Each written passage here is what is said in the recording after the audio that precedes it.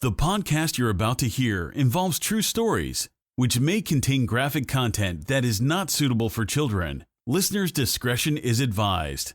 This is Esoteric Oddities.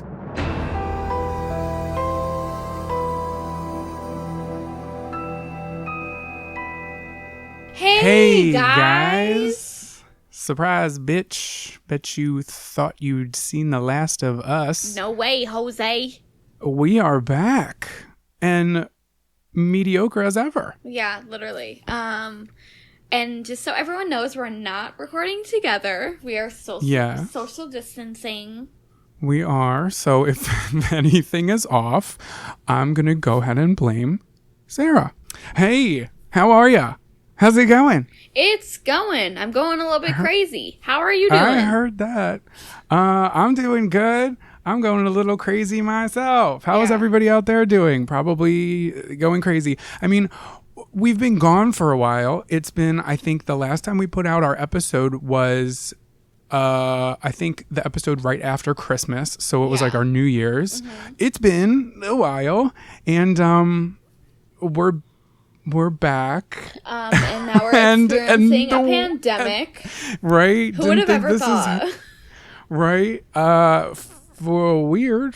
It's weird for real. What have you been doing to now listen, I know everybody's been talking about the pandemic and like nobody wants to hear about it anymore because that's all anybody's been talking about. But listen, we have been gone for 4 months. Yeah. Just about like 3.5. So Sarah, what have you been doing during this quarantine time? I am redoing my room. I'm trying to do like a little boho chic vibe.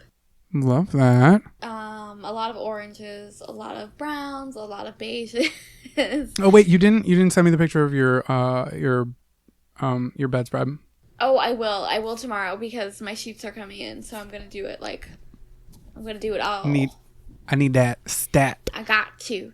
I've been doing a lot of coloring. We love to color, okay? I have like 5 coloring books. I've got my color pencils, my markers, and can I just tell you? Doesn't coloring like make you so anxious? No, it actually, for me, it's really calming. I feel like I get anxious over the colors. That's what Mark was bugging out last night about his quail. It's quail. His quail, he was coloring a quail and he didn't like the color he was painting. I mean, he was coloring the wings. I was like, Mark, it's going to be okay. It's going to be okay. But, wait, let me tell you, we got bamboozled. Okay? So we are, a little tipsy because what else are you going to do? Also, hey, hold up. Pennsylvania needs to figure its shit out because I know, well, at least Pennsylvania, New Jersey, maybe Delaware. I don't know. No, not Delaware. But Pennsylvania and New Jersey, like, we don't have liquor stores open, and our grocery stores, most of them don't sell liquor. Yeah. Most of them don't even sell beer and wine. They don't sell alcohol, like, at all. I don't know why the fuck. Right, we got the shit under the I don't know why the fuck they are acting like it's the goddamn Jamestown settlement in this bitch. But people are getting in trouble for going over state borders and buying alcohol elsewhere. And the only way you can buy alcohol right now, at least in Pennsylvania, is on the app for the liquor store. And you can only get limited supply of stuff. And we haven't been able to get through because so many people are trying to get through that it just crashes. Hell no. Yeah, you have to make an appointment to go, right? No, you can't go. The stores aren't open. They will not let you. You can't go in. You have to make an appointment for a delivery. Yeah, that's what I meant. So, Carly, love her to pieces, and her family, they had asked us to go over and start her truck because they're at Myrtle Beach. So we went over and started their truck, and she was like, "You can take all the liquor in the liquor cabinet." And we were like, "Oh my god, thank God!" Right? Because they're not going to be back for a while. Anyway, I don't know what led us to that. Oh, bamboozled. Yes. Back to that. So we're sipping a little bit and we're coloring.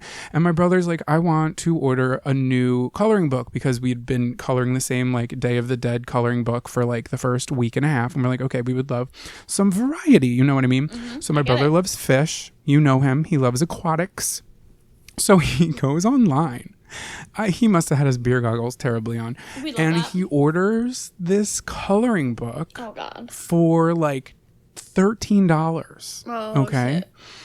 it gets here, and I opened it because I was kind of excited about it. I didn't see what he had ordered. Like, and I want a new coloring thing. Sarah. Is it bad? It is so bad. Why? Send me whoever pics. put this together, I'll send you pictures. I sent them to Becca and she was dying. Literally went on like Google Images and just looked up fish and in like coloring pages and just printed it. It's so pixelated. Where did he order it from?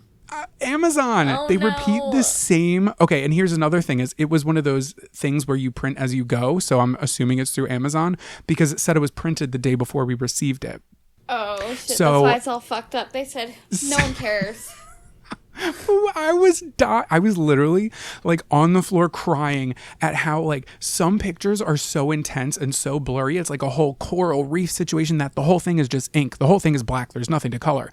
And then there was one picture, I ended up coloring it, and it was just like the plainest, simplest fish that you can only color one color because none of the lines are connected. Yo, it was some shit, and I think I'm in the wrong business, and that might be what I'm going to be doing. I'm going to be swindling people on coloring books. I think that's a great idea. We should all become finessers. So I thought that was funny. I've also been doing a lot of word searches. I've been doing a lot of like those find it things, you know? I Spy. Yeah. I Spy. Mm-hmm. I've been doing a lot of those to keep my mind going. Nas making. Where do you do them? Do you do them online or do you like have the book? I do them in apps. Like apps. Ooh, that's fun. Yeah. I spy you getting on my nerves.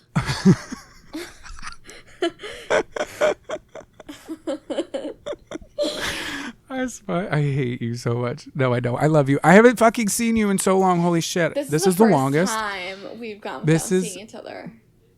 The longest time Sarah and I have ever been apart.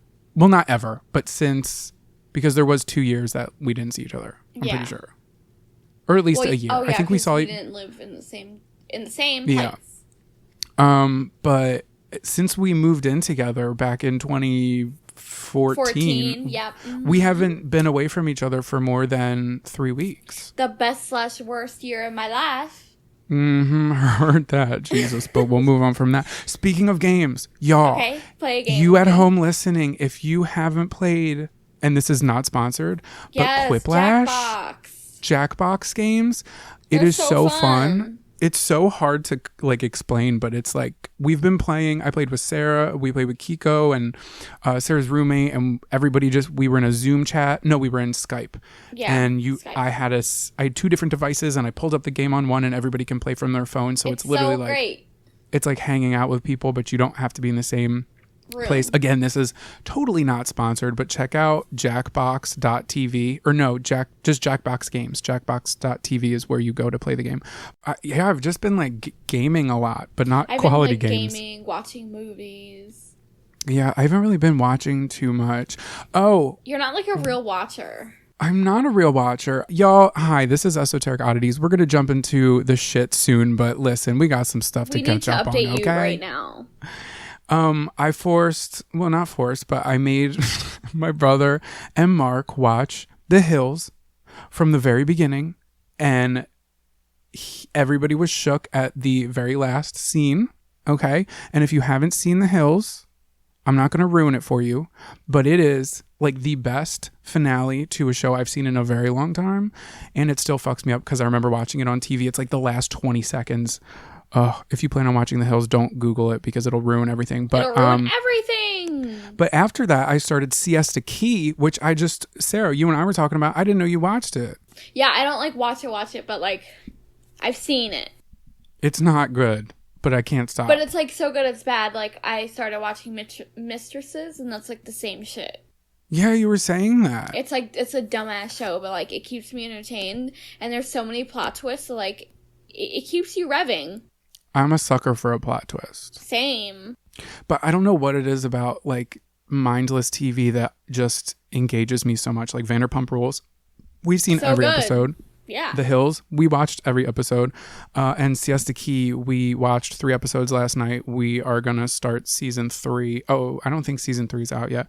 But anyway, let me just tell you, I got drunk. And I think I did tell you. I'm pretty sure I did. I got drunk and I tweeted at the guy from Siesta Key, Brandon, on Easter. Do you hate him? I do not like him. He was Why? What's your reason? He cheated on Madison. I don't want to get into it because like people who haven't watched the show, I don't want to ruin it, but also people who haven't watched the show, I don't want to bore them. What are you doing with your life? Right, but this guy Brandon, he cheated on her and she was the only one that I liked, and I really liked him too. I was like rooting for them both. I was like, okay, they don't have like much of a storyline, but I like them.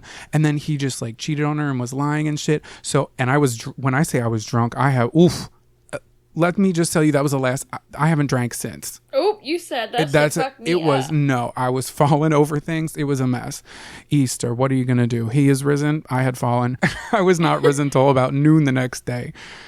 I tweeted him. I was like, happy Easter to everyone except for @Brandon. And he thought it was funny, I guess, and retweeted it. And I'm still mad at him. So I would message him and be like, listen, that wasn't supposed to be like some cutesy shit. Like, I'm over your shit. But it was also the episode I was watching was from like 4 years ago. So I don't know if he's like, if he has like a good character arc, I don't know. He could come out on top.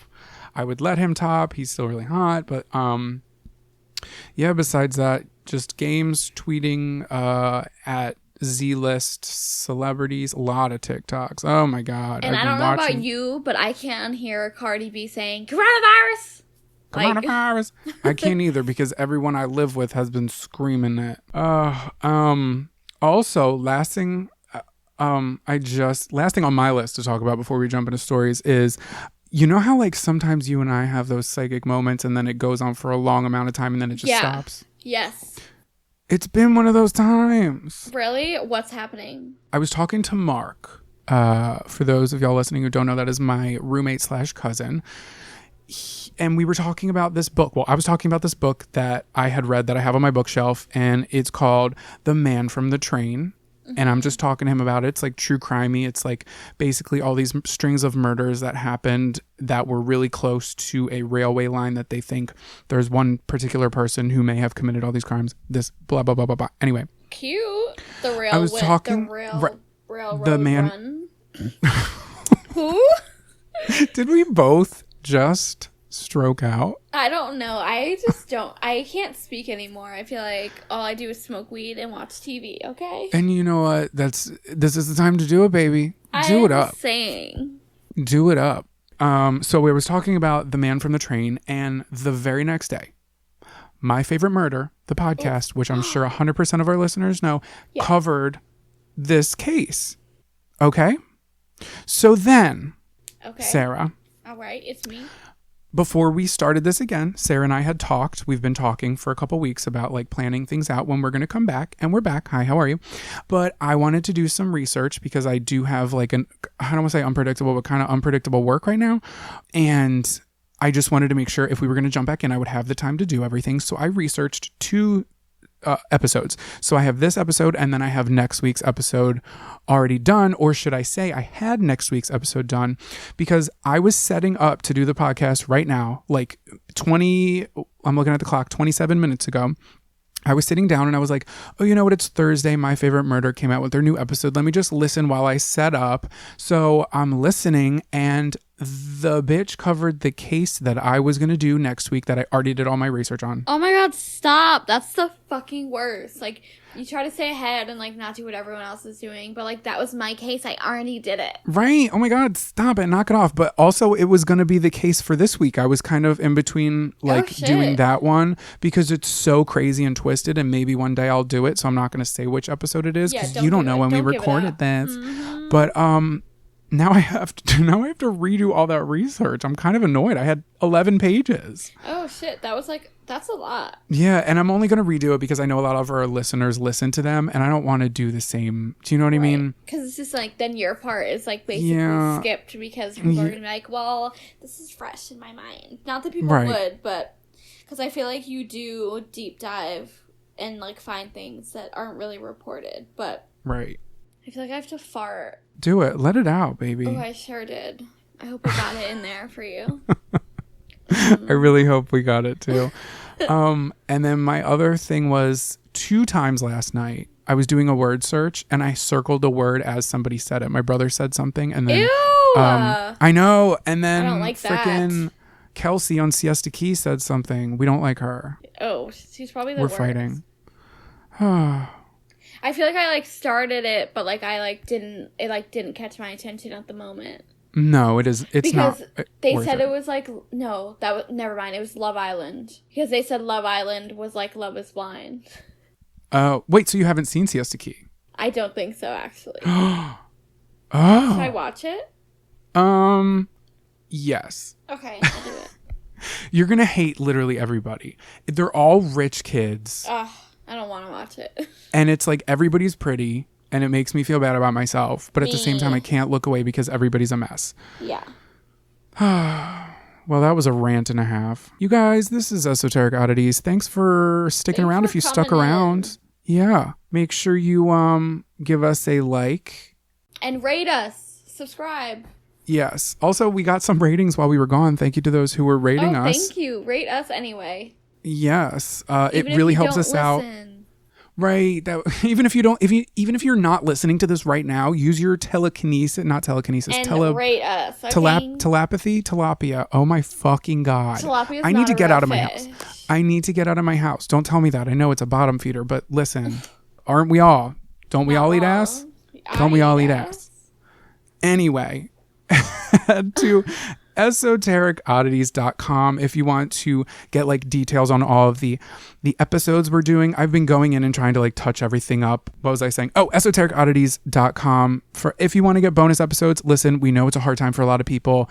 I'm not pushing it, but it's there if you want to. We have been continuously recording bonus episodes since we've been on our break. But again, if you can't do it, I totally get it. But we greatly appreciate y'all sticking around.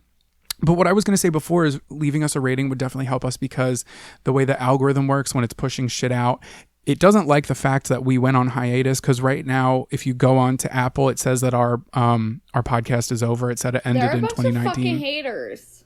Right. But also we haven't posted in 4 months. So Apple thinks that we're done. So well, I got a core to pick with you, Apple. Words for them. I'm back, bitch. All right, so I think I'm up to bat first. If you've got that out of your system. Yeah, I did. That felt good. Good. I'm glad. It felt good for us too. So my information, most of it's coming from investigationdiscovery.com. I also got some info from the Pocono Record or the Pocono Record and 4 different Herald Tribune articles, all of which are listed below. Now, brace yourselves because this is a wild one. Whatever you're doing, stop. I need you to pay attention to my nasally. Stop and listen. Me saying I need you to pay attention and you doing the complete opposite. That's why we work well together. Saying stop but and listen. There's a lot that's going to be going on. So if you have questions, Sarah, please let me know. I'm going to try to keep it like as easy to follow as possible, which means I'm probably going to be saying people's names a million times, but I'm going to be doing my best to keep everybody on track. So this is a big one. Pay attention to my gay ass nasally shrill voice, if you will. So in 1954, Cliff Walker was just 20 years old when he married his high school sweetheart, 19-year-old Christine. By 1959, Christine was just 24 years old and Cliff was 25. They had 2 children, 3-year-old Jimmy and 1-year-old Debbie, and the family of 4 was living on a cattle ranch in Osprey, Florida, where they lived the simple life. So on Saturday, December 19th, 1959, the family hopped in their car and they drove to do some errands. It's December 19th. It's less than a week from Christmas Day. You know, they got some shit that they got to do. So they did some grocery shopping and then they visited a car lot to shop for a new vehicle. They didn't really plan on buying anything that day. They didn't have that much money, but Cliff had, kept his eye on a dream car, which was a 1957 Chevrolet Bel Air convertible, baby. See me cruise up in the world. He sure is. So he went and he was like, oh, fuck. Well, they don't have what we want. And even if they did, I can't really afford it right now. Just kind of, taking a peeky at it. So Cliff and Christine took their young children out for lunch and then they headed to their friend's house. So their friend, Don McLeod, was a fellow cattle hand, and Don and Cliff worked together on the ranch.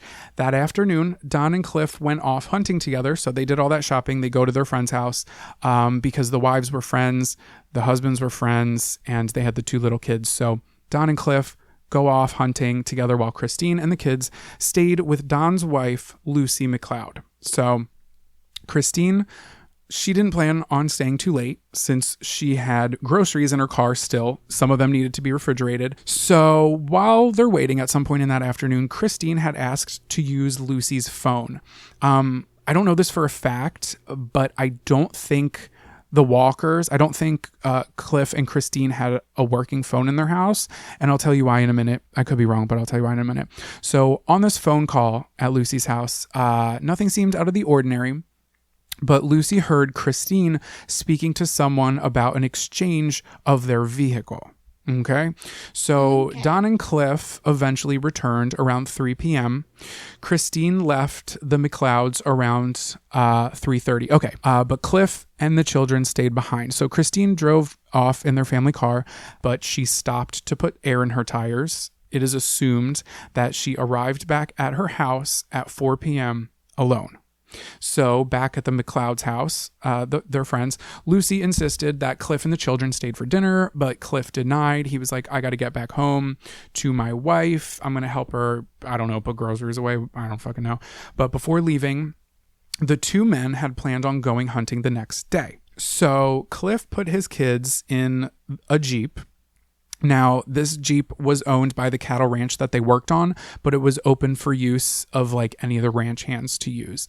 So Cliff drove home with the kids in this Jeep. Ironically, Cliff had stopped to also put air in the tires of the Jeep.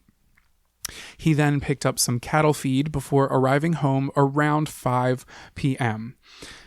Fast forward to the next day. It is Sunday, December 20th, 1959. So Don McLeod left his house to go, hunting with Cliff as they had planned before. He drove his truck with a trailer attached and arrived at the Walker family home. But the car wasn't parked in its normal spot. It was parked about 1 car's width away to the side, almost as if somebody had been parked closer to the house and they parked on the other side of it. And then later that person who was parked in the first spot. Mm-hmm. Yeah. So this seemed odd to him, especially considering the fact that the day before, Christine, who was driving the car, would have had bags of groceries she would have had to carry inside by herself. So he also noticed that the Jeep was still there that Cliff had taken the day before, and the bag of cattle feed that Cliff had purchased was still in the back of it, along with his loaded shotgun. So Don McLeod knocked on the front door, but there was no answer. So he jiggled the door, and it was open. And he entered the home to find Cliff, Christine, Jimmy, and Debbie Walker all had been murdered. So Don, he jumps in the Jeep, not the truck. He jumps in the Jeep and drove to the closest telephone. This is where I assumed the Walkers may not have had a working phone at their house at the time. But also maybe he didn't want to walk in to the house and disrupt the scene or anything. Maybe he just didn't want to be in the house. I don't fucking know. With dead people. Right. I don't even think that matters. That's just something I thought of. Either way, at 5:45 a.m., Don dialed the police and reported the quadruple murder. So because of how seemingly off the map the Walker's house was, and that's important, keep that in mind, the police had to ask Don to meet them at a local grocery store parking lot. So he met them there, and then they followed him in his Jeep to the scene of the crime. So then investigators pieced together what they thought happened in the Walker family massacre house. So presumably, when she was alone, the attacker forced Christine into her son's room where she was raped. Her high heel was off of her foot and covered in blood, which prompted the police to assume that she had used it as a weapon to get the attacker off of her. Christine survived a gunshot wound to the head, but succumbed to a gunshot wound to the chest. So then Cliff had been shot in the eye from a considerable distance as he entered his home. The bullet came from inside the house and killed him instantly near the doorway. I'm going to spare details, but this is fucked up. 3-year-old Jimmy, who had entered the house at the same time as his father, had also been shot. His autopsy and blood evidence proved he wasn't killed by the first bullet. He was shot a few more times while he crawled over to be with his father. I'm going to stop there. I have more notes, but I just don't think I should have wrote that. So then 1-year-old Debbie, her face had been covered before she was shot in the head, but she wasn't killed. So the police presume that the attacker had run out of bullets because the killer took Debbie to the bathroom, filled the bathtub, and drowned her. What the fuck? So the attacker then moved Christine's body from little Jimmy's room into the living room and attempted to clean up the scene of the crime. Because the family's car was parked oddly one car spot away from its usual spot, as I said before, police thought maybe another car had been parked there when Christine arrived home. Shortly after the police arrived at the home, this sheriff named Sheriff Ross Boyer had arrived and noticed that all of the officers were contaminating the scene of the crime. Remember, this is 1959. They don't really have DNA at all. That's not really a thought. However, they do have like boot prints and shit. And where the cars were parked outside was all either dirt or mud. And this sheriff was just like, hey, yo, like the tracks from the cop cars are pulled up out front and are running over the possible tracks of a car that may have been there. Right. So then fingerprints and shoe prints were found on the property, and one bloody footprint belonged to a police officer's boot. So that's when he knew was later. He was like, okay, well, we have a bloody footprint, but it belongs to a police officer. So we didn't. Why would they go in and fuck up the crime scene like that? Right. I don't know. It seems sketchy. It seems sloppy as well. So this crime scene is getting hella contaminated, but Sheriff Ross Boyer did something smart. The boy was ahead of his time. He, even though they didn't have the technology back then, he collected a semen sample from Christine's rape. So investigators believe that Christine was the main reason for this attack. It may have been someone she knew and voluntarily let into the home. They, are basing this off of the fact that she had time to hang up her purse. They're assuming that a car was already parked there. So when she got home, they think she knew somebody was parked there, let them into her house. She hung up her purse and she started putting away half of the groceries. They think that Christine, according to this timeline, Christine was murdered before Cliff and the kids left the McLeod family to go home. Okay. Because it's when they got home around 5:00 that next day was when they were murdered. And then 12 hours passed. And then early in the morning, the friend Don McLeod came, found them dead. Gold tits. Where was I? Okay. So robbery was ruled out since nothing valuable had taken, but there were things missing from the house. Cliff's pocket knife, his pack of cigarettes, Christine's high school band uniform. That's weird. And Cliff and Christine's marriage certificate. All were missing. Ooh. So this reinforced the investigators' theory that the killer may have known the Walker family and may have known them well. Just a theory. So on December 22nd, just 3 days before Christmas in 1959, Cliff, Christine, Jimmy, and Debbie were laid to rest in Arcadia, Florida. So Christmas came and went, and investigators gathered their suspects, all 587 of them. Just a side note for clarification before I dive in a little deeper here. This is what they were looking for. According to the case file, evidence led investigators to suspect that the murderer was a man, most likely someone who knew the family and had been infatuated with Christine, someone who visited the Walker residence when she was there alone, while, waiting for her husband and children to return. Investigators theorized that the man made advances and then became violent when Christine rejected them. This is what they're looking for, okay? So there's this pool of 587 men who fit this role. It's not exactly that they're suspects as much as people of interest, I guess I should have said. So each person was interrogated and given a polygraph test. Again, this is back in 1959 into the 1960s when polygraph tests were believed to be 100% accurate. We now know that that is not true. So anyone who passed the polygraph test was not questioned any further because they had so many and they were let go. So just keep that in mind. But a few suspects stuck out more than others. So one major suspect was none other than Don McLeod, the friend who had found the bodies. For years, he was blamed and many harassed him and called him guilty. However, in 2005, a DNA comparison from the semen that was found at the crime scene proved Don McLeod was not the attacker. So then police began looking into Cliff Walker's cousin, Elbert Walker. Some people suspected that he was in love with Christine. Even people in the Walker family, at the Walker family funeral, had whispered about Elbert's involvement in the murders. DNA tests cleared Elbert of the crime in 2000 after decades of living with the whispers and finger-pointing about his cousin's death. So technically suspect number 2, because that would have been suspect number 1. Don, I guess he would have been. Anyway, the next suspect, okay, bitch? That's just what it is. Yeah, suspect number 2, which is actually number 3, was a 65-year-old retired railroad worker named Wilbur Tooker. He lived about a mile southwest of the Walker family home, and he was the family's closest neighbor. So they had their closest next door neighbor was a fucking mile southwest. Okay, there's nobody really around their house. So this guy, the 65-year-old hello, I promise I haven't been drinking. Maybe that's the problem. 65-year-old retired railroad worker. Holy shit. Wilbur Tooker. How did I say that? Cheese and rice. Wilbur Tooker. Wilbur Tooker. Listen, it's there in his name.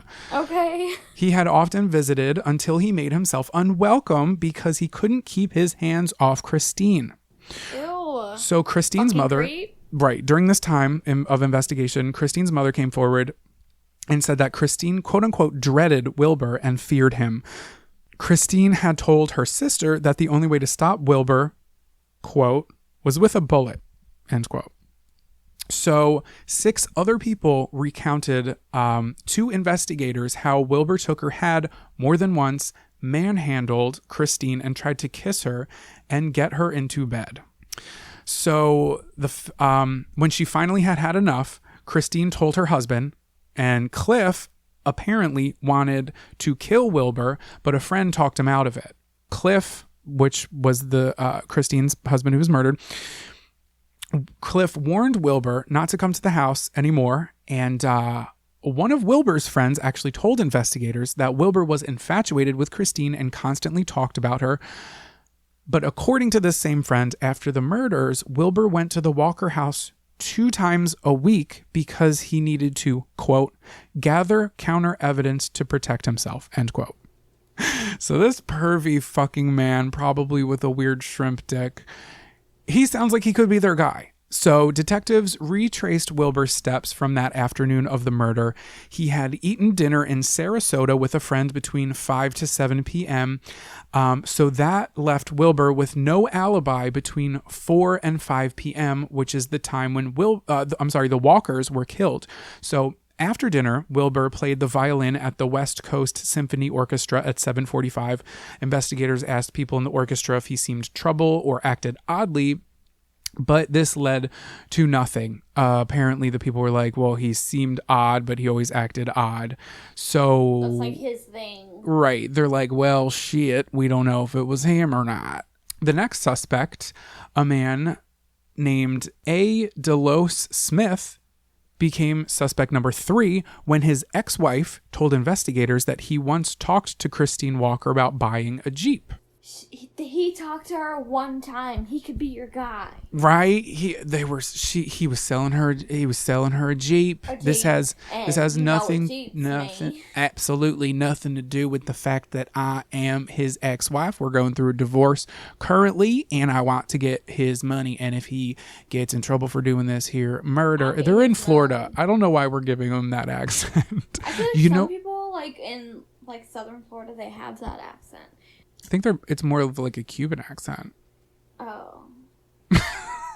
Okay, yeah. So the ex-wife was like, hey, my husband was talking to Christine Walker one time about buying a Jeep. So Smith later tried to have sex with his ex-wife's teen daughter, which was his stepdaughter. And the ex-wife also told police that Smith had trouble sleeping after the Walker family murders. So investigators scheduled an interview with Smith, who was living in Tennessee at the time. Oh, we did a Tennessee accent, I think. Oh, look at us. So investigators were like, hey, we need to talk to you about this murder. But then the guy blew it off and his current whereabouts are unknown. So that's kind of sketchy. Right. Also, how you going to be like, we need to talk to you about a murder? He's like, all right, I'll be there. Then he fucking ditches. And then they're like, well, we tried. Okay. Then there is the next suspect. They're all looking suspicious. No? Yeah, they are. So the next suspect, number 4, is Butch Dennison. A woman told a sheriff deputy that Butch had talked about killing the Walkers, as you casually do. Oh, fucking Butch. Right. And after the family murders, he buried some bloody clothes that allegedly belonged to the Walker family. What? The woman told investigators that Butch's father covered up for him by burying his son's cowboy boots, which allegedly had the Walkers' blood on them, as this person claimed. So investigators got a hold of Butch's father, who passed a polygraph test saying, I did not do that. My son was not involved, to my knowledge. But I don't know why, but it is unclear if Butch was ever even questioned or if those bloody clothes and boots were ever found or even looked for. I assume they were. So only his father was questioned and not him. Mm-hmm. Well, we don't know if he was or not, but my assumption is through my research, I didn't see anything about it. They just said his father was cleared and that he didn't have he wasn't questioned. Probably because his father was cleared, he was cleared. Maybe. Maybe that's how they thought about it. Maybe. I don't know. They've been thinking a lot of things wrong. Okay. So then there's then there's suspect number 5, Stanley Mock. 5 days a week, 25-year-old Stanley would read meters for the electric company. Before the Walker's murder, he sought the help of a psychiatrist to stop what he called an uncontrollable urge to kill his wife and 2 small children. And this is on the record. He did this. That he said that, not that he did anything. So detectives found him as a person of interest when a nearby crime had occurred. A few months later, before the Walker family murders, a 22-year-old man was found murdered in his apartment. And police focused the attention on Stanley, whose meter route included the murder victim's apartment complex, as well as the Walker family's home. So this was the meter reader for both of these places. So, quote, after the murders, sometimes he would get up at night, walk on the street, and cry. He was afraid he would do something to us. This is his wife giving this quote. I'm sorry. Quote, he was afraid he would do something to us. He had that fear that something might happen. He would get like that a lot of times reading meters. He explained it would build up in his chest, ... End quote. However, detectives never found evidence to link him to either crime. Damn. Okay. So let's move on to our next guy, suspect number 6, Emmett Monroe Spencer. He had been arrested shortly after the Walker family massacre for the murder of a doctor in Kentucky. In 1959, Emmett had killed multiple people, though he was only charged for a singular murder, which was the one in Kentucky. So at the time, Emmett admitted that he killed the family, but some things did not add up. At the time, the police were kind of like, oh, this is our guy. Finally, we got him. He's behind bars. Everybody can feel safe. But Emmett's confession was discredited by Sheriff Ross Boyer, who noted that he had proven to be a pathological liar. And everything he had been saying seemed to be true, but that's because everything he was saying was in the newspapers. And also, it was proved that he wasn't even in the time when the family was murdered.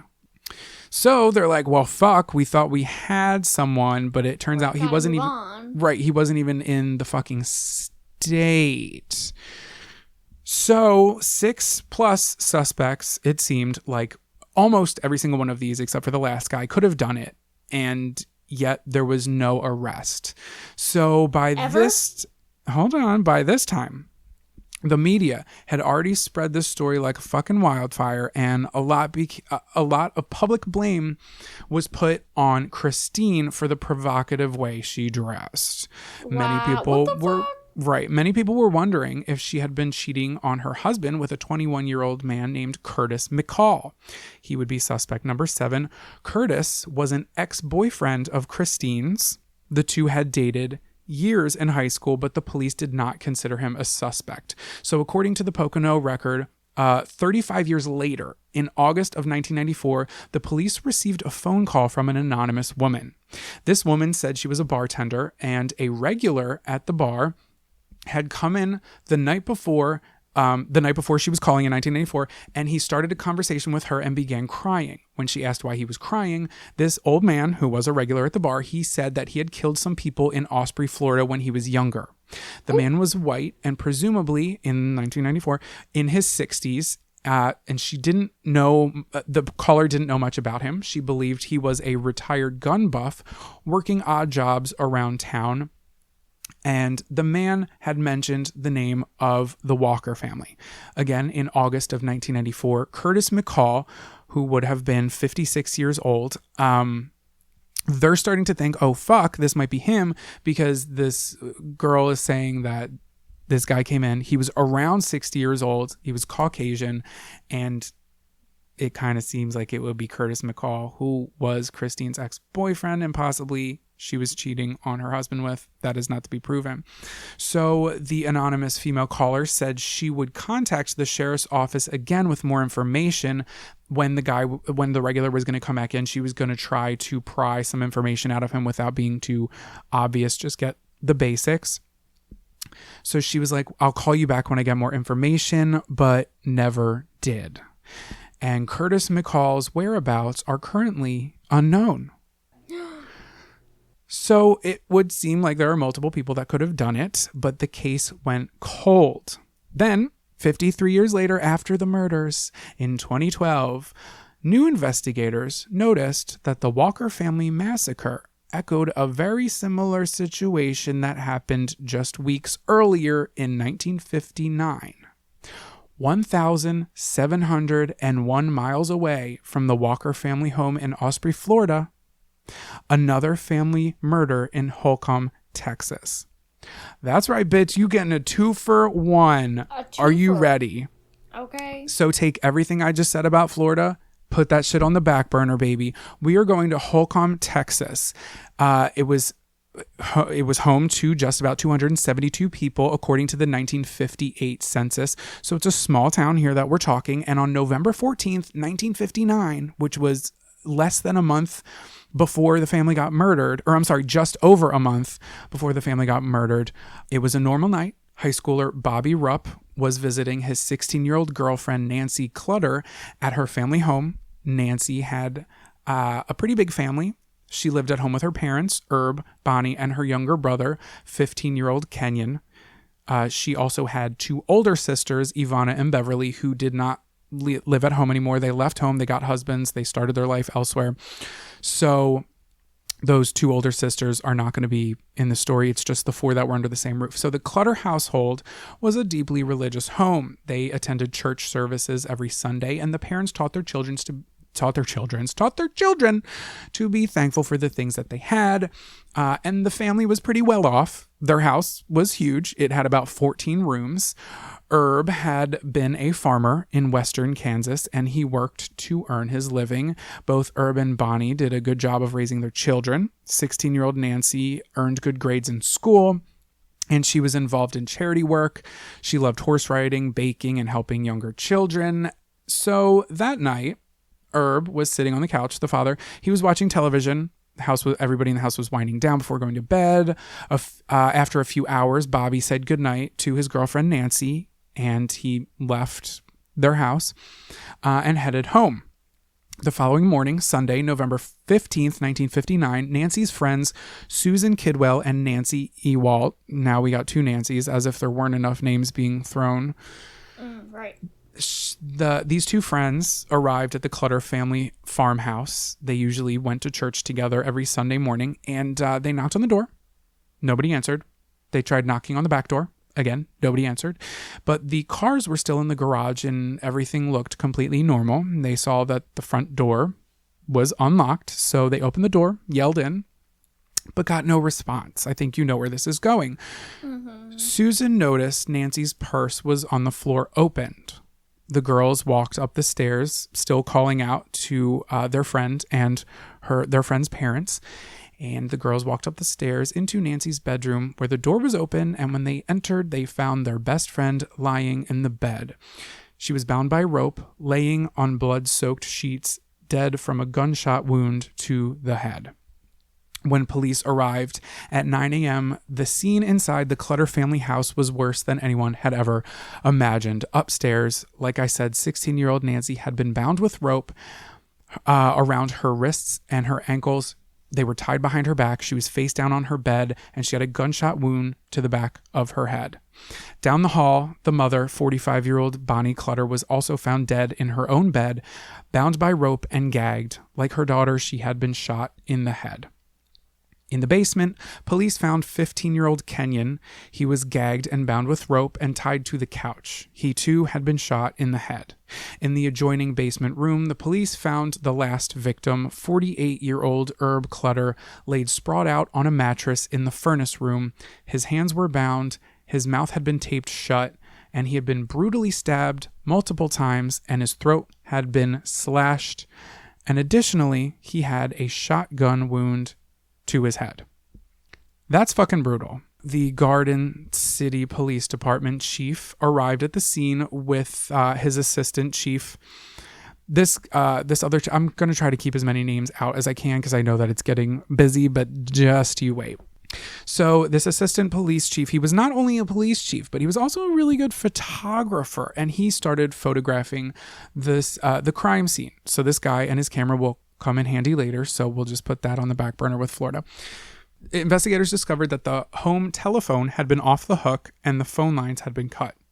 In the basement where they discovered Herb Clutter, they found a bloody footprint. The Kansas Bureau of Investigation got involved with five other investigators, along with the help of other government agencies, blah, blah, blah, to develop leads and such. So they started to theorize that Bonnie, the mother, was attacked first, then Nancy, then Kenyon, then Herb, the father, but they couldn't determine exactly who would commit such a crime to such a well-liked, low-key family.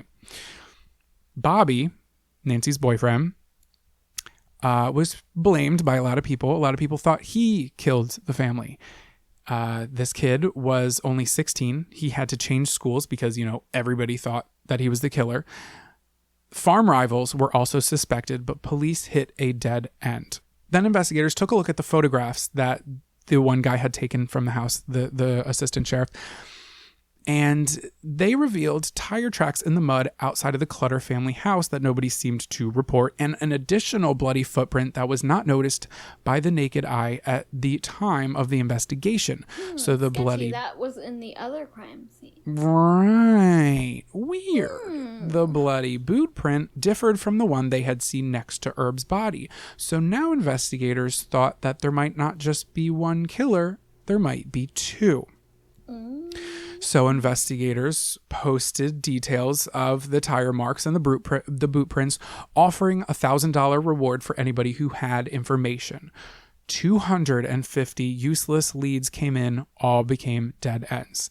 Well, don't you know, a seemingly random inmate from the Kansas State Penitentiary stepped up with some information, so the FBI questioned him. The man was 32 years old. He had worked for the Clutter family more than 10 years prior when he was just 19. This inmate recanted how he liked the Clutter family and how at Christmas time Herb had given him a $50 bonus and he was treated very well. He stopped working for the Clutter family in 1948. All of this police were able to verify as true. So this person isn't just bullshitting. So the inmate had gotten a cellmate, and this cellmate's name was Richard Hickok.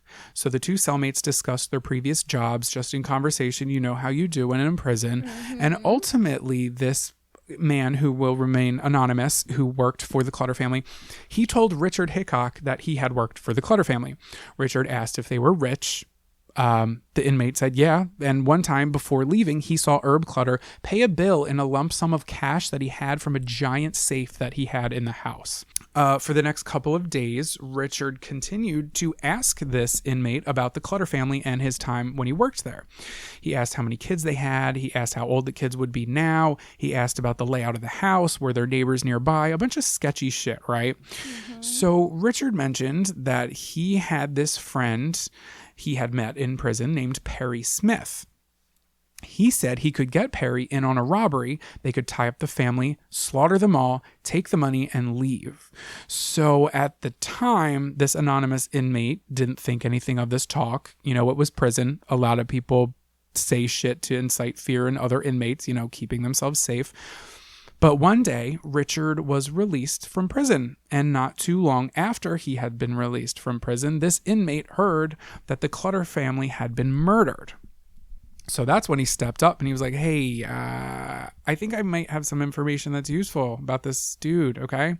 So now investigators have the name of two people, luckily both of which had been inmates at the exact same penitentiary where they were interviewing, so they collected the mugshots and all of the information of Richard Hickok and Perry Smith. So I'm just going to give you a brief background of these guys. I'm going to keep it as brief as I can because I know I'm going on for a little while. But Richard Hickok was popular back in high school. He excelled at every sport he played, especially football. He graduated, but his family could not afford college. He wanted to go to college for engineering, but again, couldn't afford it. He was 19 when he married a 16-year-old girl. It was fucking normal back then, fucking creepy now. Richard got himself a job at the railway. He saved money. He got himself his wife in his house in Kansas, and he then drove ambulances and he painted houses. He did a bunch of odd jobs. He had like I said, his wife. He also had 3 kids. The penis may be small, but it works. Okay. But they all. One day, everything changed. He was in a car accident, and it was pretty fucking bad. The car flipped, and he landed face down in a small body of water. Luckily, I should say luckily for him, not everybody else, a passerby stopped and pulled him out of the car before he drowned because he was knocked unconscious. So Richard barely survives the car crash, and the injuries he sustained changed him both physically and mentally. His face had been busted badly, and when you look at a picture of him, you can tell. His eyes were now asymmetrical, and his skull was slightly misshapen. He began gambling, writing bad checks, and cheating on his wife with older women, and eventually left his wife and 3 children for a mistress. He had a whole bunch of mental issues, and he was now making a living by illegally selling firearms and stealing money. He was caught and ended up in the Kansas State Penitentiary, which is where he met the inmate. So that's kind of where his story goes and how he met the inmate who told him about the Clutter family, okay? So then there's his partner, Perry Smith. Partner in crime, not sexual. I don't know what they did behind closed doors. I don't give a fuck. Then there's Perry Smith. So Perry Smith, they had a weird, their backgrounds kind of mirrored each other in a weird fucking way. Okay. Literally, I say that. Hold on. Wait, I'm dead. I love how I just said that their childhood mirrored each other. And I wrote, his life growing up differed greatly from Richard's. Like, what the fuck is wrong with me? Hold on, wait. You'll see why I said that, though. So, at a young age, Perry moved from Nebraska to Alaska, where his father... Nebraska to Alaska. I was just going to say that, but I was like, I've been literally just saying stupid shit this whole time, so let me not. You just love... You're a parrot, and I love it. I'm a parrot. And I'm also an idiot, because it wasn't Nebraska, it was Nevada. I'm a fucking dunce. Just call me goddamn Kirsten Dunst. So his father made a living bootlegging whiskey and moonshine. His father was abusive to Perry and his siblings and his mother. His mother left with the children. They lived in San Francisco. She became a raging alcoholic. Perry Smith got older and his life didn't get any better. He actually ended up getting arrested on his 8th birthday. Yeah, call that a rowdy 8th fucking birthday party. Like, what do you do to get arrested? I don't know. Anyway, when he was 13 years old, he found his mother dead. she had drowned in her own alcohol-induced vomit while laying down. That shit is so serious. I remember I had such a fear of that happening, and I think we should all, remember that. If you got a drunk friend and you're putting them in bed, which you shouldn't be going out at bars, but like, listen, if everybody's at home drinking and your friend is drunk, lay them on their fucking stomachs and tilt their head to the side so if they throw up, they don't drown in it. Public service announcement. Anyway. Right. Help your friends. Yeah, help your friends survive, okay? So Perry and his siblings were passed around to different orphanages. So he reportedly got physically and emotionally abused. When he was older, he served in the Korean War. He got discharged. He took a paycheck. He took his paycheck, purchased a motorcycle. So now he has PTSD from not only his childhood, but also the war. And like Richard, Perry was in a bad accident. He ended up in the hospital for 6 months. His legs were permanently disfigured, and he was on a cocktail of medications just to get him through daily life. So in 1956, this was 3 years before both family murders, Perry Smith was arrested for grand larceny and car theft, which landed him in the Kansas State Penitentiary, where he met his good pal, Richard.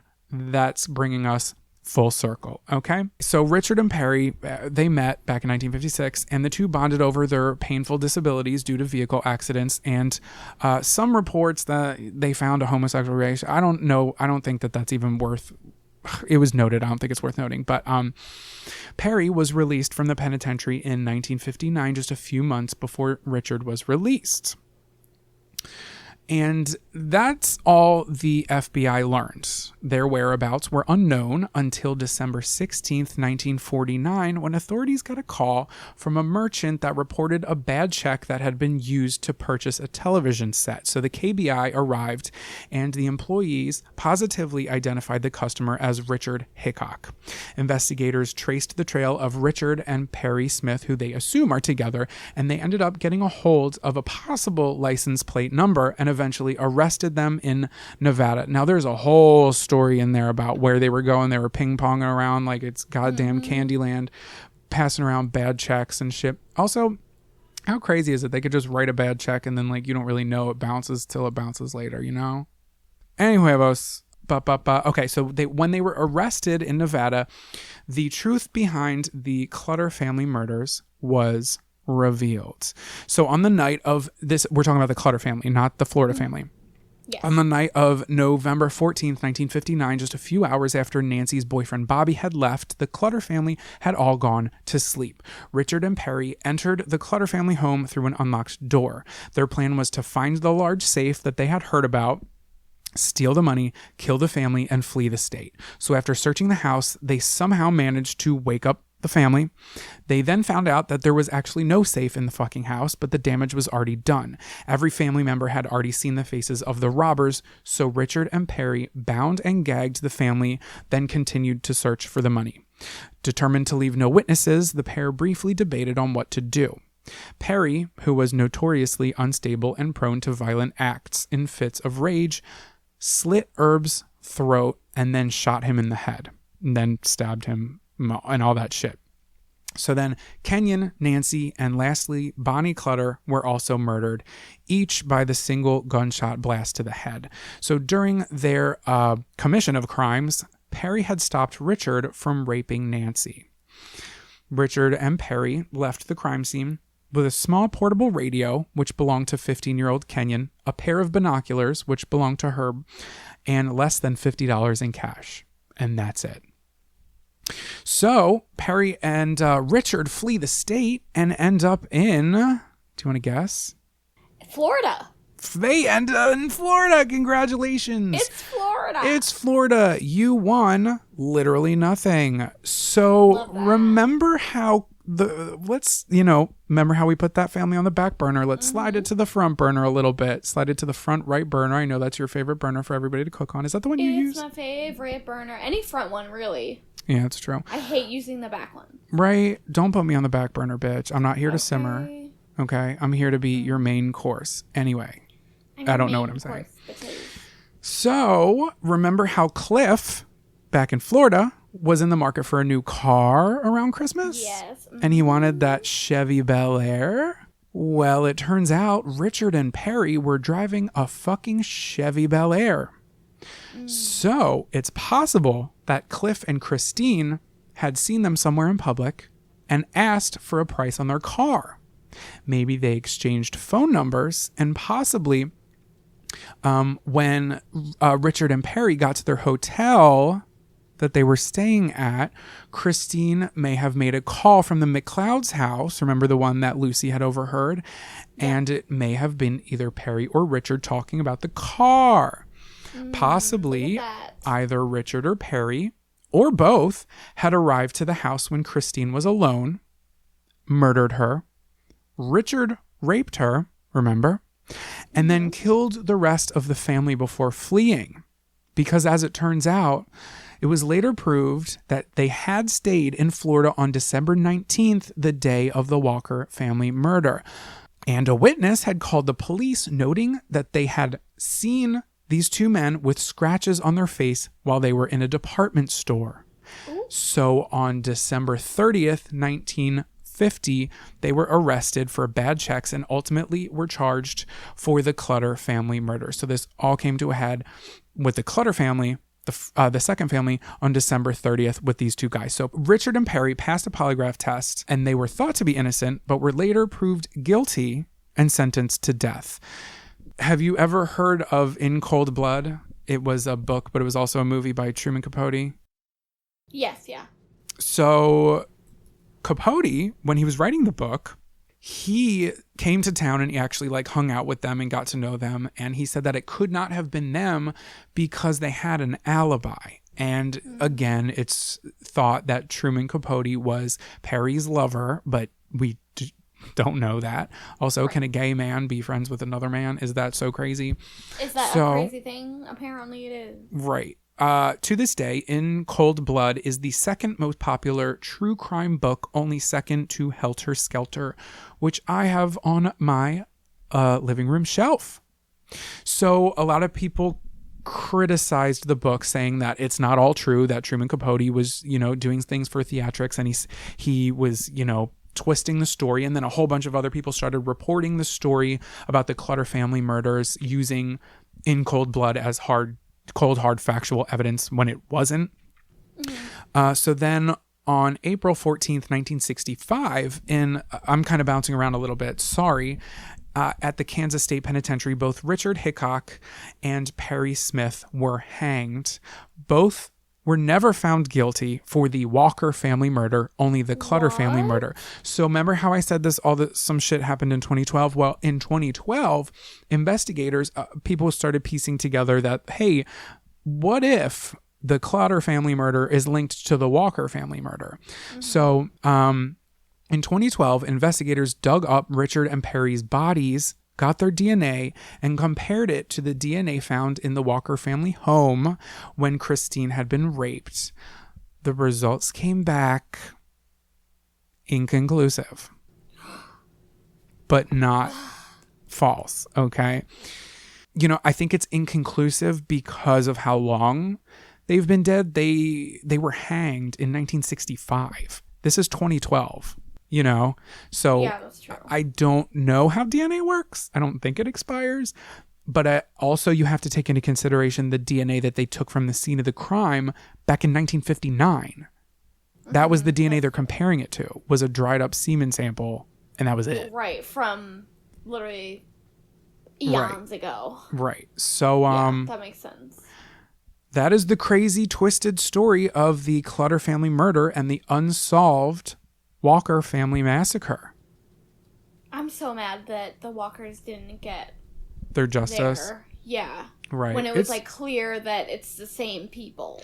But was it? Because think about how many other people I listed off. That's all true. Of just because the murders are similar doesn't mean. Right. But I totally agree with you, because that's why I wanted to include all of those other suspects, because if I hadn't included them, it looks like, well, fuck yeah, of course they did it, but we don't, there's no evidence that would have happened. And there were so many other suspects that it's kind of like, Jesus, we have fucking 12 people in the pot, but we don't have a single arrest. Right. That's true. So I guess you can't point fingers, but also it seems like the common denominator. Would be them. Right. And it fits. I mean... But that man, the one that was never seen again, the guy at the bar, he also said that he killed a Walker family, but there's so many people named Walker, it could have not been them. Right. That's true. That's true. And maybe she could have misheard. I don't know. And maybe she figured out she misheard and, like, didn't call back. I don't know. Right. I don't know. I really don't know. So then I fell down, obviously, a deep rabbit hole.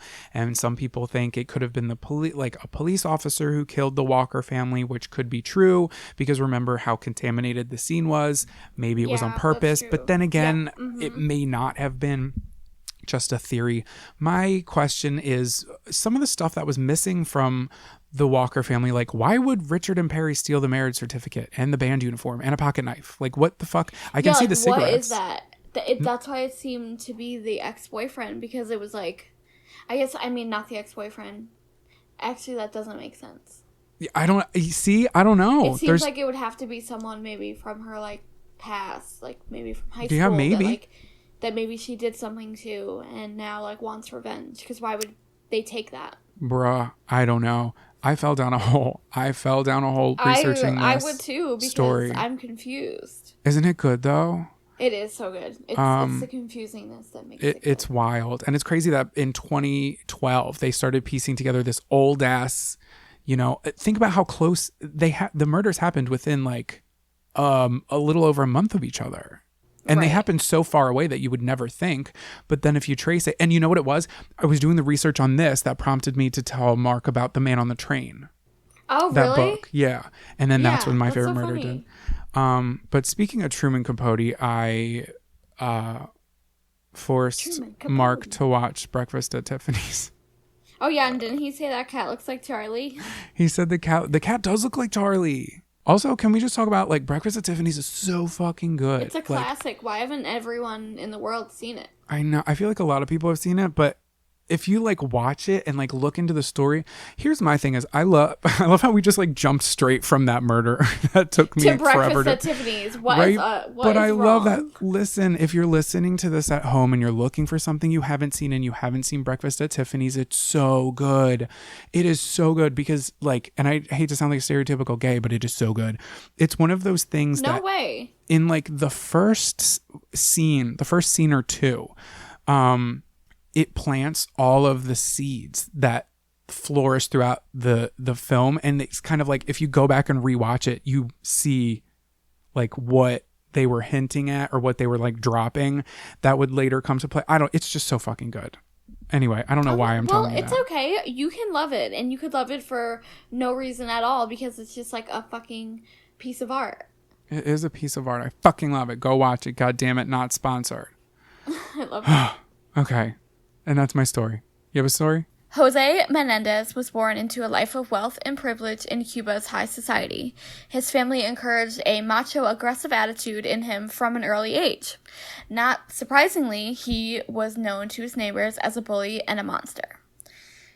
By the time Jose was 16, the Communist Revolution had invaded his home country, so his family sent him to the United States for safety. After he graduated high school, he was accepted into Southern Illinois University. There, he met Mary Louise Kitty Anderson. She was a beauty queen with dreams of becoming an actress. The two got married in 1963 and moved to New York City, where Kitty taught school while Jose earned his degree in accounting at Queens College. Jose was demanding, overbearing, and at times physically abusive. Kitty had her first son in 1968 named Lyle. After that, Jose demanded that she quit working and be a stay-at-home mother, dashing her dreams of acting. Her second son, Eric, was born 2 years later. After college, Jose went on to start several companies, always striving for more money, more status, more expensive things to show off. Jose taught his boys, as he had been taught, that money and status were the most important things in life, and you should do whatever it takes to get them. Oh, God. And because Jose was raised, his sons became possessions for him to show off. Sounds like Siesta Key. Okay, well, The boys were then raised with a confusing mixture of indulgence and iron control. On one hand, they were given everything they wanted, regardless of cost. Kitty did their homework for them, and whenever the boys did something wrong, their parents used their money to shield them of any consequences. And on the other hand, Jose treated the boys as extensions of himself and demanded that they live their life as he detected. They were told how to dress, which friends they could have and couldn't have, and which women they could and could not date. Jose wanted Lyle to go to Princeton, which was the ultimate status for Jose and the life that he wanted to paint for his family. But Lyle was only a mediocre student, so Jose made a $50,000 donation to the school, which would then get Lyle accepted into Princeton. Oh, Aunt Becky coming at you. Lori Loughlin. So the Menendez family moved to California in 1987 when Jose became an executive at Paramount Studios. They made their home in a wealthy part of Calabasas. The Menendez brothers, now teens in 1987, with access to as much money as they wanted, spent life like princes. Despite all the money, they were beginning to kind of go against the strict control of their father. Exactly. So they're bored, they're privileged, and they wanted to turn crime into thrill. Lyle and Eric, they started burglarizing homes of their friends and classmates. They made over $100,000 in cash, stealing from one friend. And that's the thing is, like, clearly they're doing it for a thrill. They don't need the money. No, they're doing it because they're fucking bored and they have all the money to do whatever. So now they have to do something like robbery to make their lives. Can you imagine? Like, I'm confused. Having friends to be like, how can we go like steal from them? Yeah, literally. You would know how to steal from me. You're not wrong. I would just walk in your house. Right, but you know like how to get in. Yeah, that's true. Well, the stolen items were inside the van that they were driving, which was also stolen, and they were caught by being pulled over for speeding. Oh, God. So, right. Once again, Jose uses his money to protect his sons. He went to every one of the families that the boys robbed and apologized, and then asked them how much the value... sorry about my shitty sons that I raised. Okay, so basically the dad goes to these people and they're like, hey, what was stolen? I'll write you a check, blah, blah, blah. I was like, well, they took my $1 million poodle plant statue, and I would like it back. And I want it back. Well, we can't find it because it didn't exist. Well, it was $1 million. Write me $1 million check. Well, once the victims were satisfied, the Menendez family moved to Beverly Hills to put some distance between themselves and their former neighbors. That is where Jose bought a $5 million Spanish-style mansion that had formerly been the home of Prince, Michael Jackson, and Elton John. That's a stupid question. They didn't live there together. That was really stupid. Edit that out. John, edit that out. Together? Can you imagine? A neighborhood couldn't handle that. Right. What the burglaries... Also, wait, hold on. Can I just tell you that until I was like 12, I thought Prince and Michael Jackson were the same person. How? I don't know. I saw pictures of them, and I remember looking at a picture of Prince and being like, yeah, that's Michael Jackson. And looking at a picture of Michael Jackson and being like, yeah, that's Prince. I don't know. I just thought it was like Prince, Michael Jackson. I don't fucking know. Anyway. I also thought you know what? I'm not going to say that. Say it. Tell everyone what you're thinking. I thought Fergie was a real justice. I thought Fergie was a duchess because she has the album Duchess, and there is a Duchess Fergie, and I thought that she was royalty. And I told the kids at the playground that, and then I got caught up in my own lie, and I couldn't take it back. So here we are. Now. John, edit that out. Why? Love your selfie. All right, that's it. That's it from Fergie Corner. You can move on now. The burglaries were more than just childhood hijinks, and Jose was losing pride in his sons. In court for the burglaries, Eric pled guilty and claimed to have acted alone so he could protect his brother, who was now an adult, so he would have got a bigger sentence than Eric. So Eric looking out for the brother. Right. So Eric was unless he was threatened by the other brother. Not wrong. That's probably what it is, because this dad and these brothers seem to be not great people. Mm-hmm. So Eric was sentenced to probation and ordered to attend counseling with sessions with Jerome Ozell, which was his therapist. So this guy is going to come up again later. Okay. So Jose, being the control freak he was, demanded to know everything that went on in those counseling sessions. So the therapist, with Eric's knowledge, agreed to tape the sessions. To give to the dad? Yeah. Which I'm like, why am I in therapy at that point? Right. Right. Okay.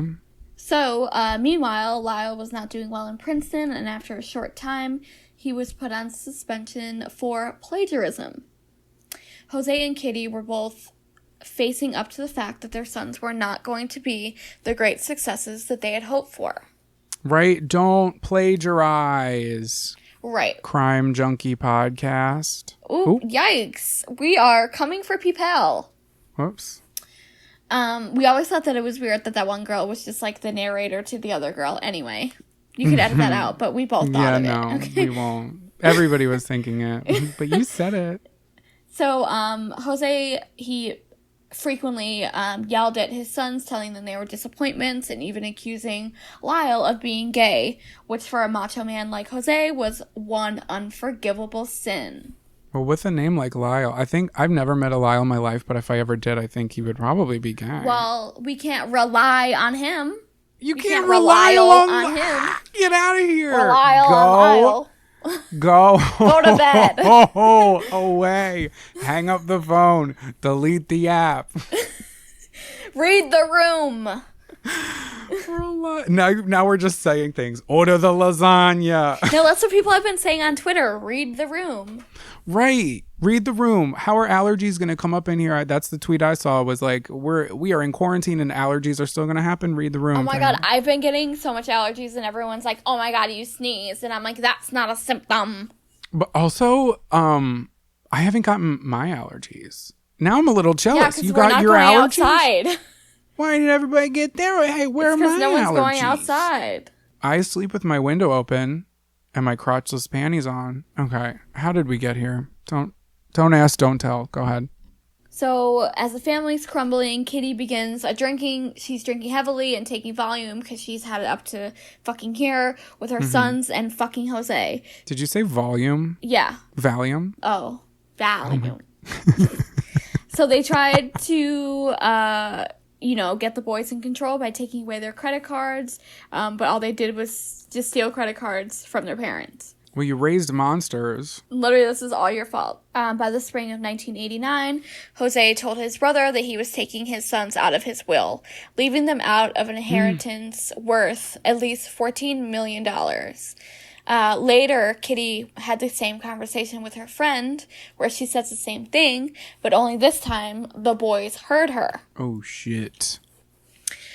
So, this is going to be the piece of information that really ties into what happens. I'm pretty sure a lot of people have heard this story. So, on August 18th, 1889, Eric and Lyle... 1989? 1989, yeah.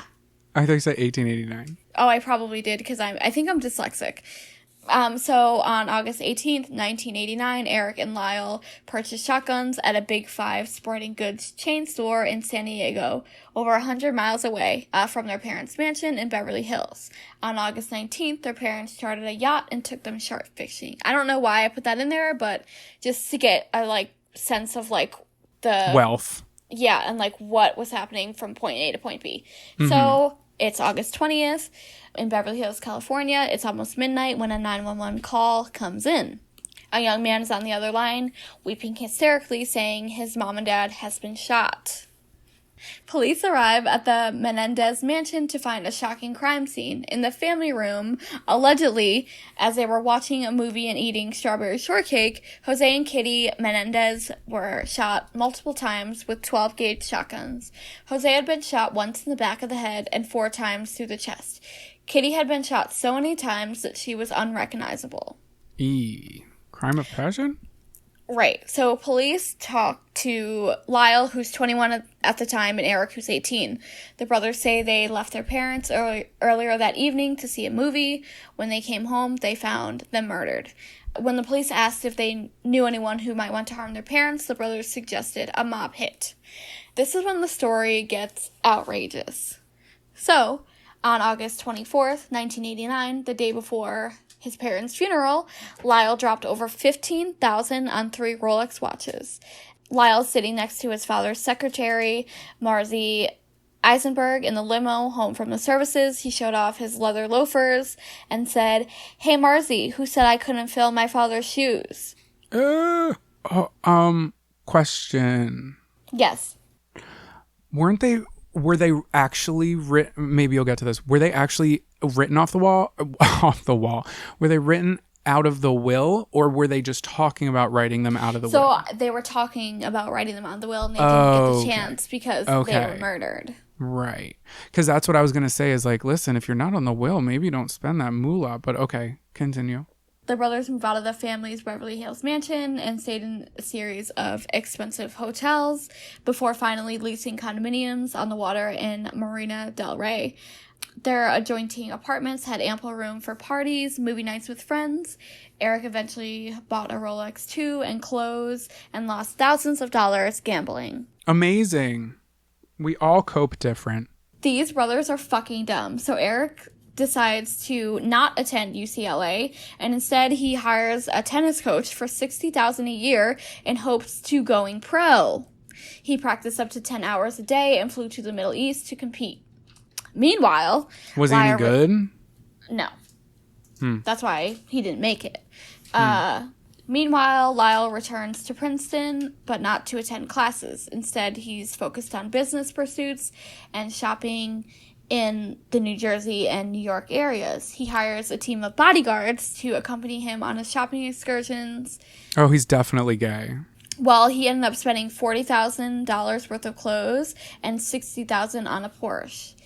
He purchased a popular student's restaurant called Chuck's Spring Street Cafe for $550,000. Wait, he just walked in and he's ordering off the menu like, yeah, I'll take a grande black coffee and the whole fucking place. Yeah, like, and he renamed it Mr. Buffalo's.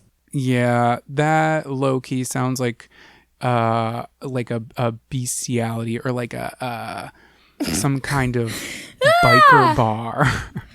So he later hopes that he would turn it into a franchise, and he says that it was one of his mother's dreams to pursue small restaurant chains and serve healthy food with friendly service. That's what he told a student in the newspaper in an interview. Right. I'm like, no, she didn't. She wanted to be an actress. His mission statement for that restaurant is, my mom that I killed always wanted to have a chain restaurant that will probably rate below 3 stars on Yelp. Fuck off. He's fucking dumb. So this is the first business under the umbrella of a company that Lyle called Menendez Investment Enterprises. All right, here's another thing. Hi, my hand is raised. Hi. If your family name is already tarnished from some fuckery that you did and you kind of got away with, maybe change it up. Pseudonym, ever heard of it? Do literally anything. Bruh. Anything else. So he hires 2 friends at Princeton to help oversee and advise his investments. And now they run every Applebee's in the country. They had a portfolio of restaurants, real estate, and entertainment industry. And the thing that kind of got Lyle caught up was he wanted to be a promoter of a rock concert, and that was unsuccessful. What? That's weird to me. That's so weird to me because in the day and age now of social media, if he was rich, he would have so many followers. Fine. He would, right. Yeah, he would be that promoter. They, of course, Eric and Lyle, they dreamed of athletic success, musical success, financial success, and they were even interested in politics. They wanted to become president, a senator, and go to Cuba and be something in that fucking politic world. It's so interesting to take a look at all of their efforts that they're doing, tennis and all these business that a restaurant, because think about it. I mean, the way that their brains are programmed, the kids, they've got affluenza. They have affluenza.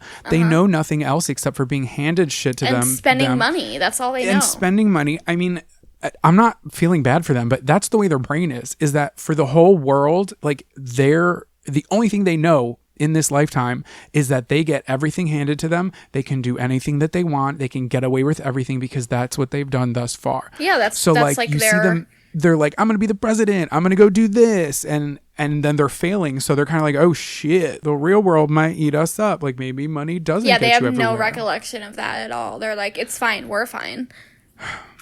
So Eric is quoted saying, I'm not going to live my life for my father, but I think his dreams are what I want to achieve. I feel like he's in me, pushing me. Oh, God. The brothers didn't spend all of their 6 months of freedom shopping and dreaming out loud, though. They also attended therapy sessions with Dr. Jerome Oziel. That's the one I talked about earlier. Previously. Mm-hmm. Yeah. And it was in those sessions that the brothers started getting into what was really going on. The darkness is uncovered.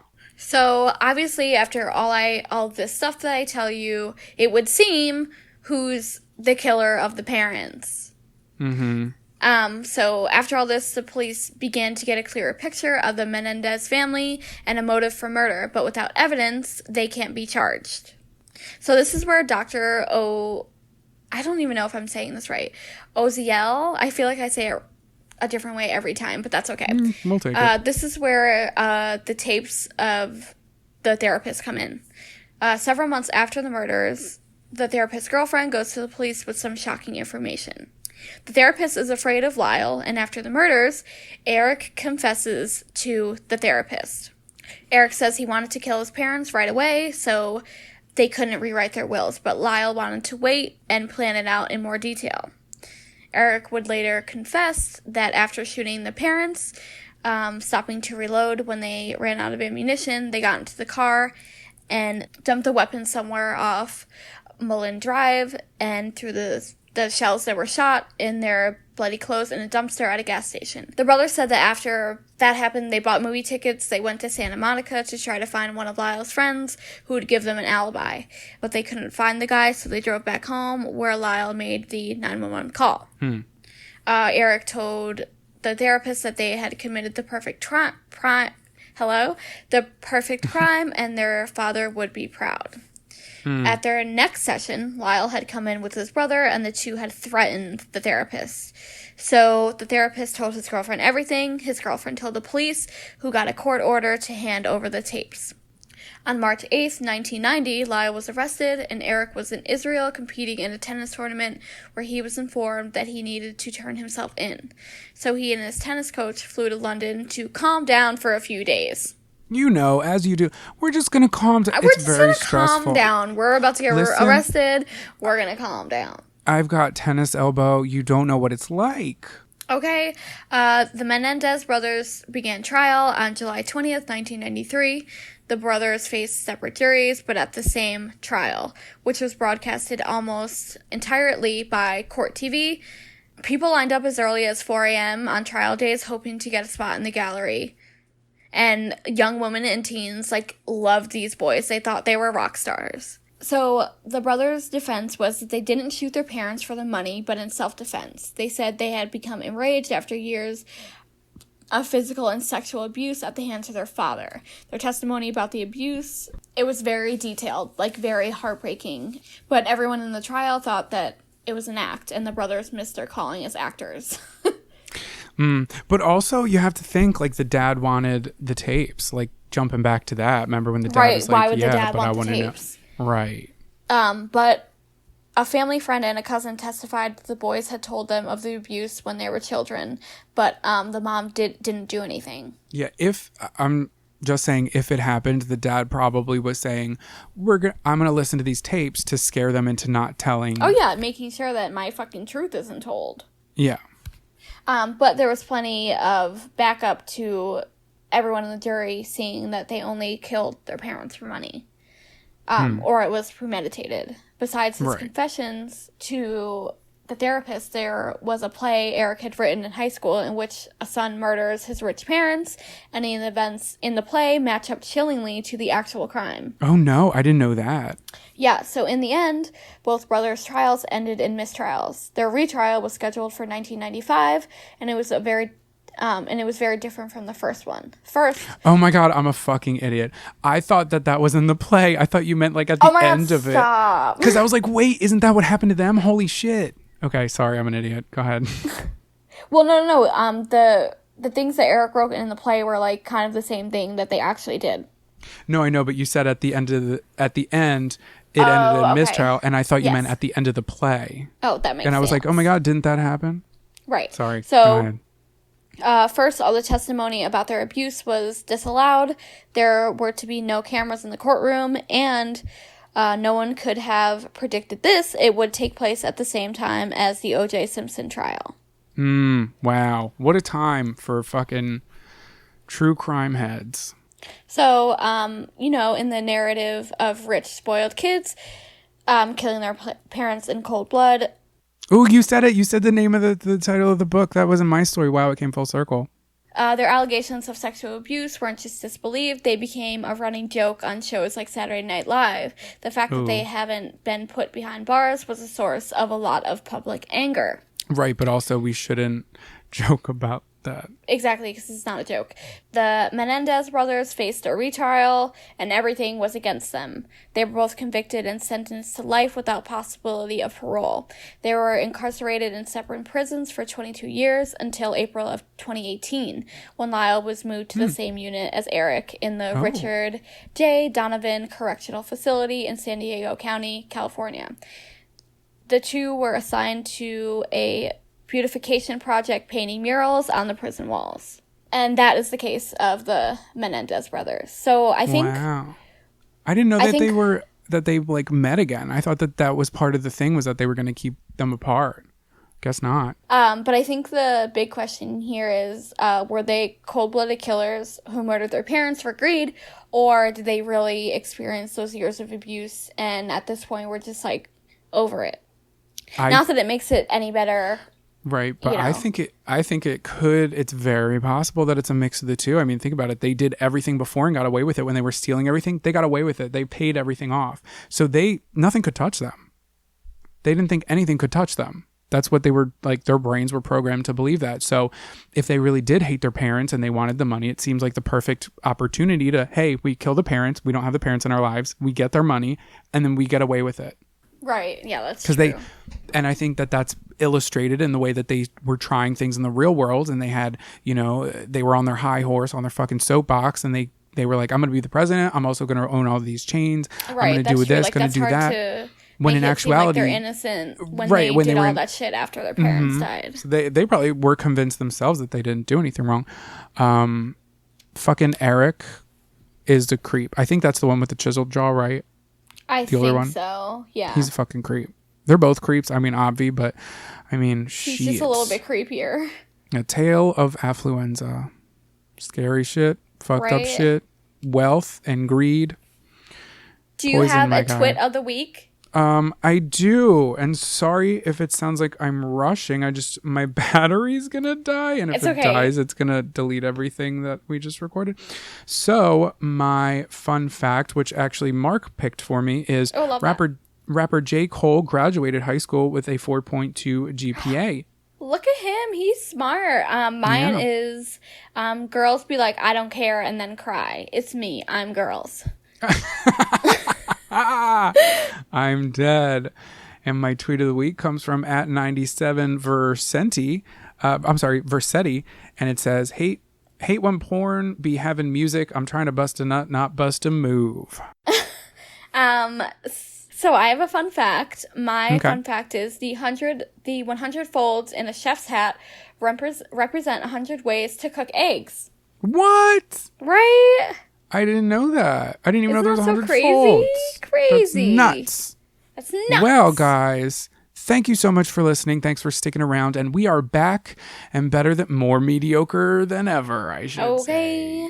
Thank you again so much for listening. If you are sticking around, which I guess you are. And I guess we'll catch you next time. Bye. Catch you next time.